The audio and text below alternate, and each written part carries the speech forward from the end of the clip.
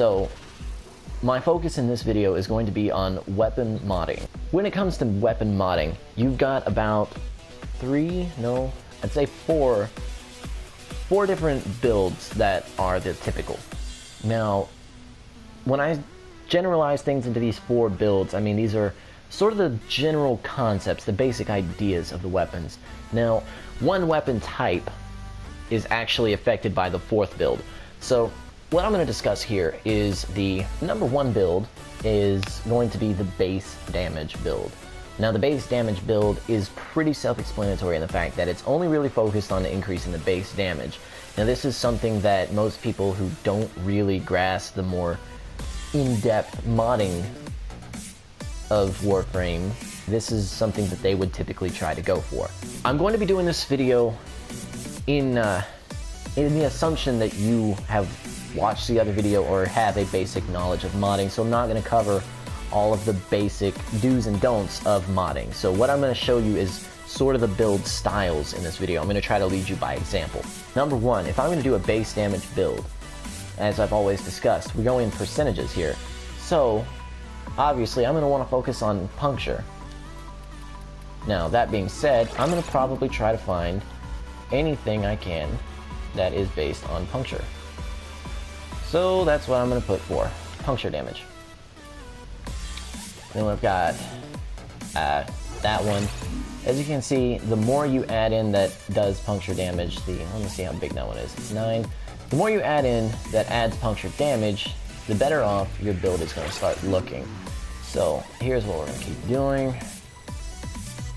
So that's pretty much everything I have at the moment that has puncture damage. So as you'll see, I've taken my damage from 341 to a 2000. So after that, I'm going to look for anything that I think might assist the build and only boost it. And personally, I like to have a little bit of punch through.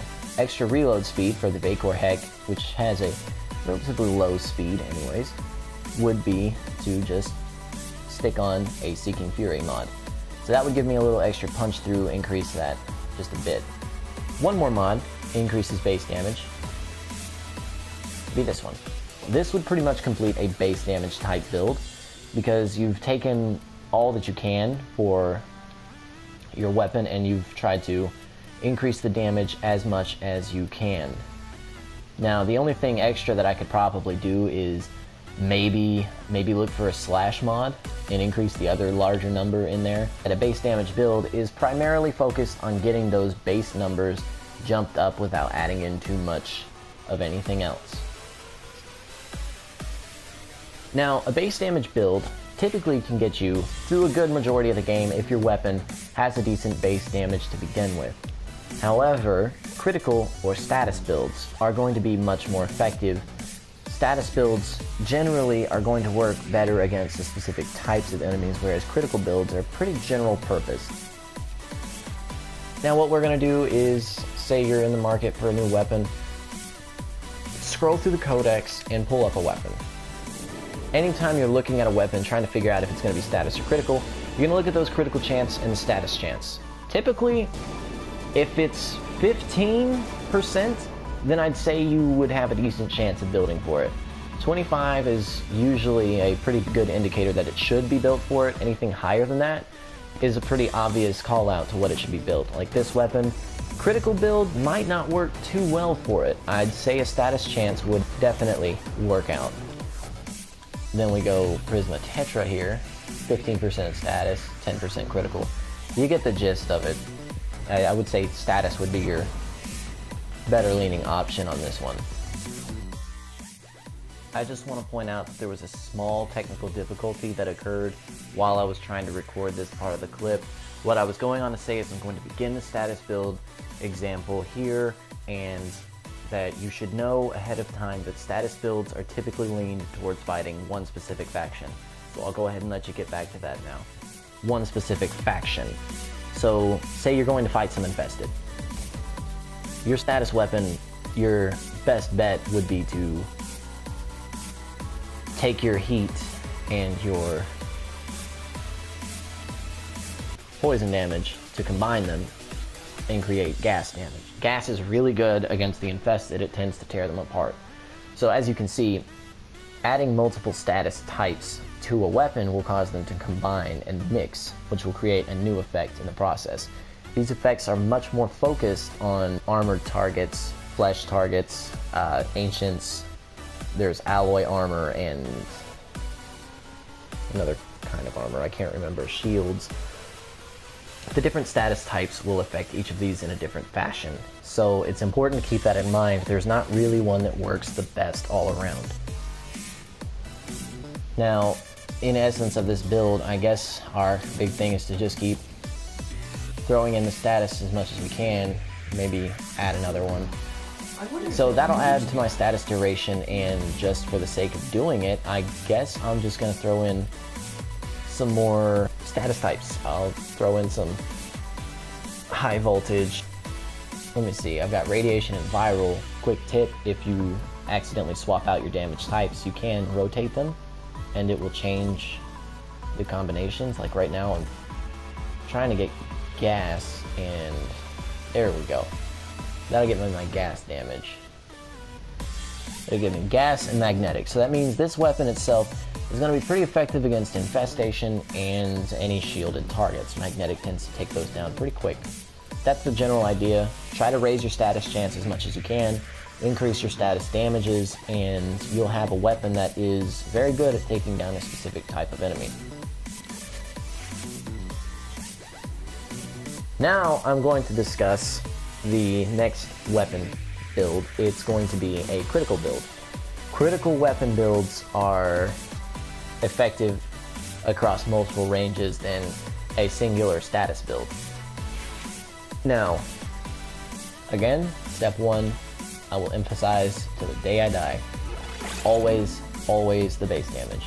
Now with this, if I'm going to be focused on critical chance, as you'll see, 50% critical chance is one of the highest that you can get, and it is the easiest to manipulate. Like I said, this always works off of percentages, so the higher it is to begin with, the better off it's going to be for this type of build.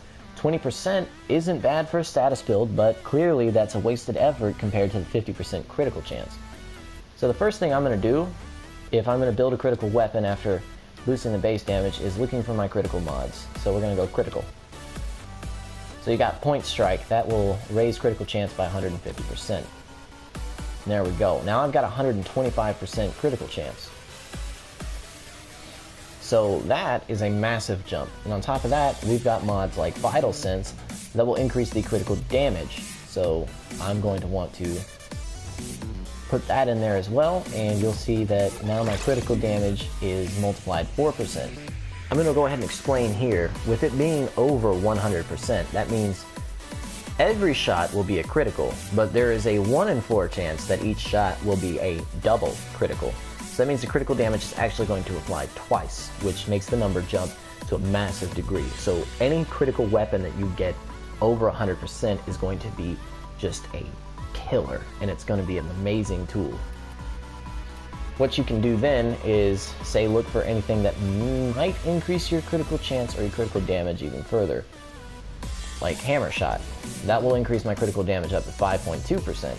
So that means it's going to multiply the damage that much more. And I know I completely botched how I was explaining that. So now I'm going to continue on the tirade that we need to boost that base damage now.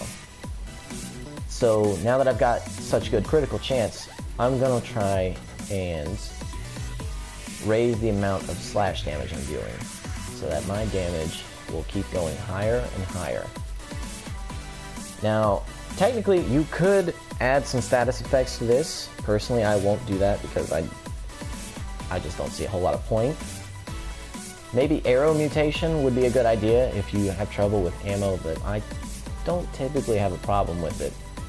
So really, the only thing I could think of is raising ammo maximum, maybe boosting another base tier damage type, which is wasted on a weapon like Dread, where it's so small that even 100% increase is just going to get me nowhere. So I guess I would say, why not increase that fire rate a bit? And, well, as you can see, I'm out of capacity.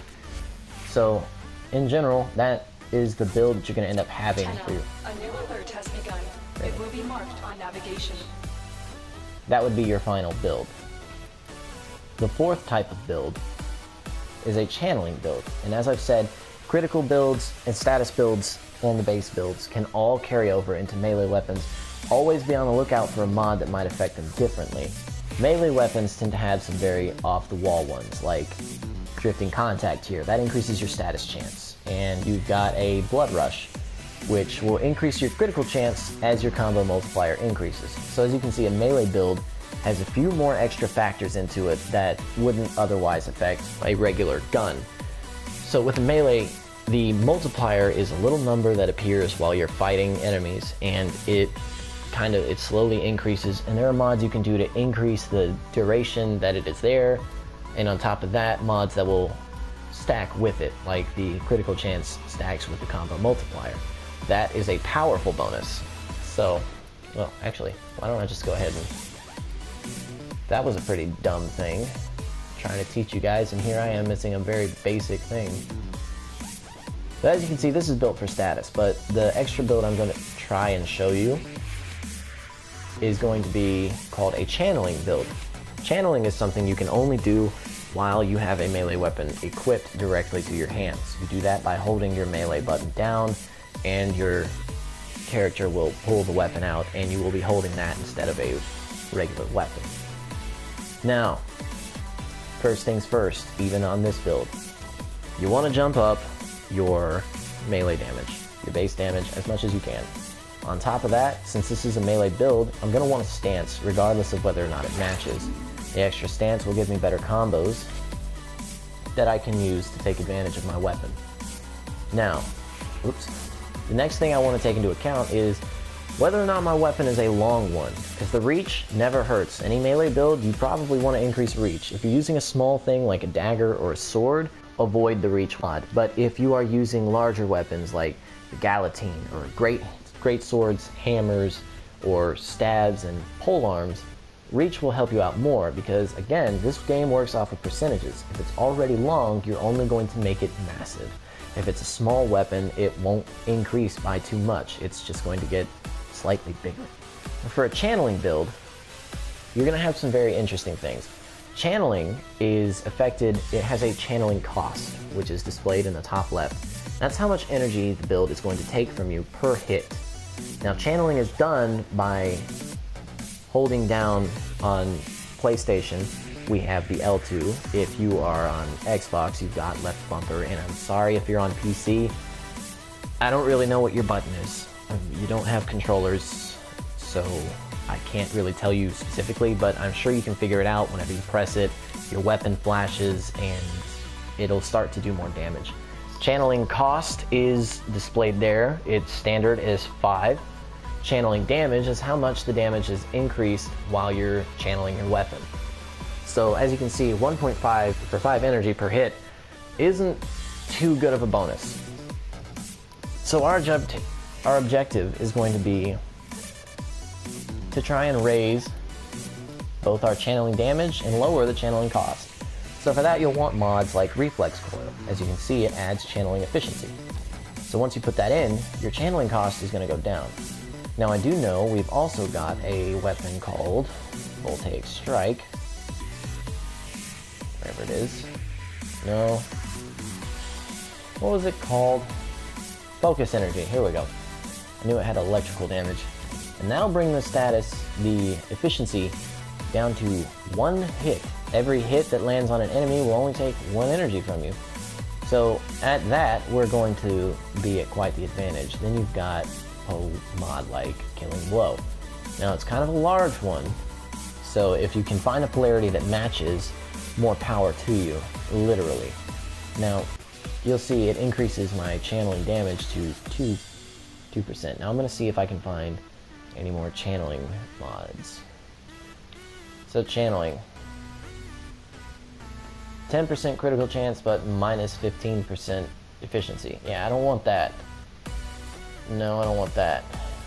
All this stuff is going to lower it. So, we're going to ignore that. So, basically, you might have different mods than I do, and someone else might be able to tell you differently, but a channeling build is based around you trying to lower efficiency while increasing damage. Now, on the subject of critical builds when you're working on a melee weapon, you've got a few exceptions to the general rule that other ones don't get. Like, and this also applies for status,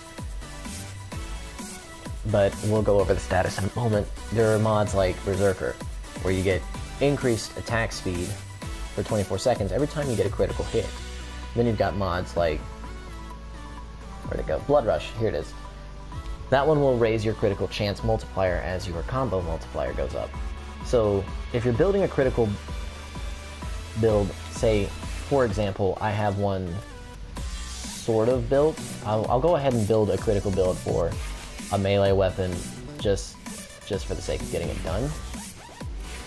Now, once again, first things first, we're always going to do that base damage.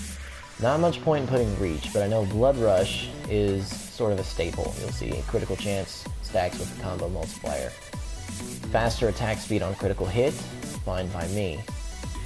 60% melee damage for, we're not worried about that.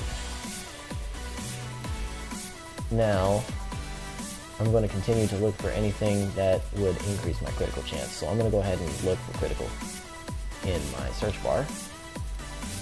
Now I got True Still, that will raise my critical chance up to 32%, and that is a base. So as I'm able to continue my string of attacks, my critical chance is going to increase more and more with my combo multiplier. And this effect will keep applying itself every time your combo multiplier increases.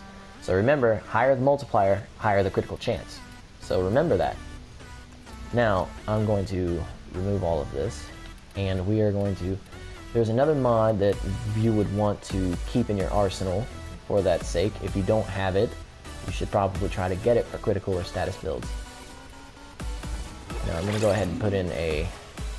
No, I prefer Blind Justice. I'm going to go ahead and put in my stance mod there. Now, Drifting Contact is the one I'm referring to. It increases status chance, but critical or status build, either one, extra 10 seconds to your combo multiplier is infinitely helpful. Because that means it's another 10 seconds that you can use to go and catch an enemy off guard before you run out of, before your multiplier starts to disappear.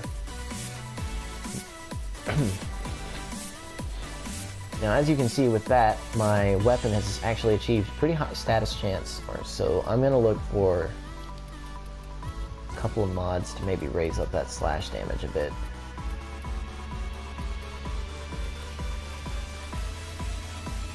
Now, another point I do want to cover. There is a certain mod in existence that it's called Life Strike. Now, basically, this can be put on a channeling build, but if you're building for channeling, anything that takes away that efficiency is going to be heavily detrimental. But Life Strike is a melee weapon mod that gives you life steal while you're attacking. Now, the life steal is pretty substantial when you upgrade it, but it tends to be effective before you upgrade it. So disclaimer, don't be an idiot and upgrade it like I did, because you only raise your energy cost so much higher. Like, watch, my energy cost is 12 per hit. So that means in order to get my life steal, I'm forking out my energy at a massive number, and it's ridiculous. So don't make the mistake of upgrading it, just keep the base life steal. Believe me, it'll be enough to keep you going. You don't need to bother with that. Now, since I have my life stealing mod, and I've got my Drifting Contact, my Blood Rush, I'm not going to bother with the Condition Overload, because, now, to go ahead and cut this short so I can get both of these in the same one without taking up too much time, Condition Overload you would add to this build if you have a status build. You increase your status chance, you slap this in there with pretty much this build here, maybe take out a couple of critical chance mods, but you're going to pretty much use the same build, even Blood Rush. You're going to use this build but with a Condition Overload in place, because you'll deal more and more damage for each status type you manage to cause an enemy to have. So the more status effects you can fit into your weapon, the better. And believe me, I have that build on my Orthos Prime. I'll show it to you in a moment. It is incredibly useful and it melts enemies. It's a wonderful sight to behold. Right, I'm just gonna go ahead and boost my base damage again. So now I've got a decent build here that it's going to give me some pretty good critical chance basing, like starting out, but the more enemies I hit, the higher it's gonna jump, and my critical chance will be landing over and over consecutively. I'm gonna be swinging super fast, landing criticals left and right, probably gonna end up melting through some pretty high tier enemies.